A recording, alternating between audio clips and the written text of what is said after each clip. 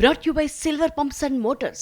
Top quality और consistent performance के लिए सिर्फ सिल्वर पंप्स नाम याद रखना.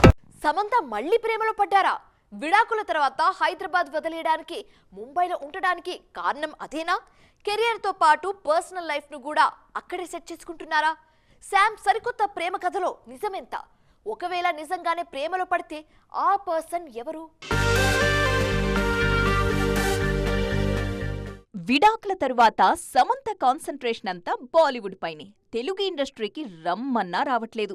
పైగా సినిమాల కంటే ఎక్కువగా వెబ్ సిరీస్లు మాత్రమే చేస్తున్నారు. 2 ఏళ్ల కింద విజయ్ దేవరకొండ ఖుషీ సినిమాలో నటించాక తెలుగులో కనిపించడమే మానేశారు శామ్. ప్రస్తుతం ఈమెపై క్రేజీ రూమర్స్ వస్తున్నాయి. కొన్నేళ్లుగా తెలుగు మాత్రమే కాదు, సౌత్ ఇండస్ట్రీకే దూరంగా ఉన్నారు సమంత. దానికి కారణం ఒక దర్శకుడితో ఈమె ప్రేమలో ఉండడమే అని తెలుస్తోంది. బాలీవుడ్ దర్శకుడు రాజ్ నిడుమూరితో సమంత డేట్ చేస్తున్నట్లుగా ప్రచారం జరుగుతోంది.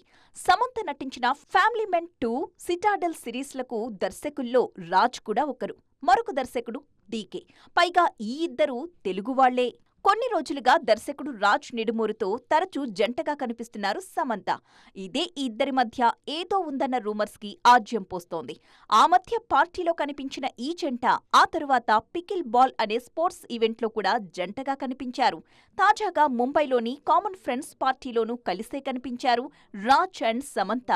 రాజ్ నిడుమూరు, సమంత కలిసిన ఫోటోస్ ఎప్పుడొచ్చినా సోషల్ మీడియాలో ట్రెండ్ అయిపోతున్నాయి. పైగా ప్రస్తుతం సమంత నటిస్తున్న రక్త్ బ్రహ్మాండ్ సిరీస్ తెరకెక్కిస్తున్నది కూడా రాజ్ డీకే ద్వయమే. దాంతో గాసిప్స్ ఇంకా వైరల్ అయిపోతున్నాయి. మరి దీనిపై ఇటు సమంత కానీ అటు రాజ్ కానీ ఎలాంటి క్లారిటీ ఇవ్వలేదు.